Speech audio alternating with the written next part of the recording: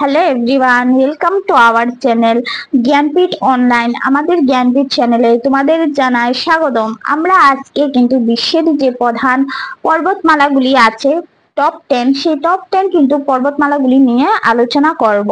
তো করার আগে আগে একটা বলে রাখি যে তোমরা যারা এখনো আমাদের চ্যানেলকে সাবস্ক্রাইব করোনি তারা অবশ্যই আমাদের চ্যানেলকে সাবস্ক্রাইব করে দাও, যাতে প্রতিদিনের GK, current affairs, general knowledge যা কিছু আছে, যে কোনো পরীক্ষার নোট যাতে তোমরা সবার আগে পেয়ে যাও।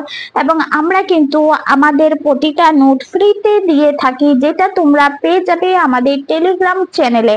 তাহলে তোমরা এখনই দেরি না করে এখনই চলে যাও টেলিগ্রামে এবং লেখো জ্ঞানপীঠ অনলাইন, যেখানে চলে আসবে আমাদের চ্যানেল, এবং সেখানে তোমরা জয়েন করে যাবে। এবং যে কোনো পরীক্ষার প্রিপারেশন নিচ্ছ না কেন তুমি, সেই সবগুলি পরীক্ষার কিন্তু ফ্রিতে নোট পেয়ে যাবে।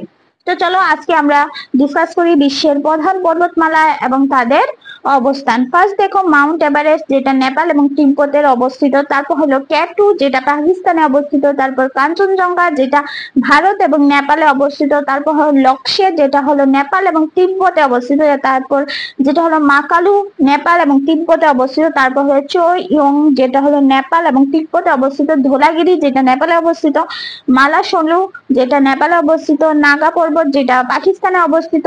এবং অন্নপূর্ণা পর্বত, যেটা নেপালে অবস্থিত। অর্থাৎ 10টার মধ্যে কিন্তু বেশিরভাগই নেপালে অবস্থিত।